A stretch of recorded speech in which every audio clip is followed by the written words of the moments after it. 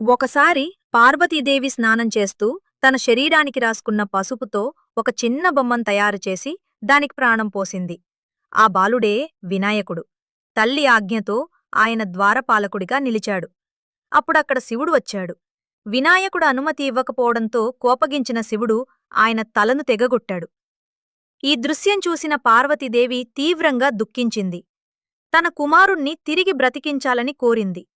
అప్పుడు శివుడు తన గణాలను ఉత్తర దిశలో కనిపించిన మొదటి జంతువు తలను తెచ్చమన్నాడు. వాళ్ళొక ఏనుగు తలను తీసుకువచ్చారు. శివుడా తలను వినాయకుడి శరీరానికి అమర్చి మళ్లీ జీవం పోశాడు. అప్పట్నుండి వినాయకుడు ఏనుగు తలతో ఉన్న దేవుడయ్యాడు.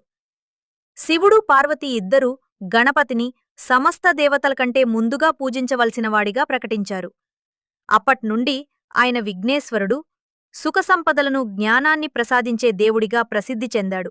అందుకే ఏ పని మొదలుపెట్టే ముందు, ఏ పూజ ప్రారంభించే ముందు మనం తొలుత గణపతిని ప్రార్థిస్తాం. గణపతి బప్పా మోర్య.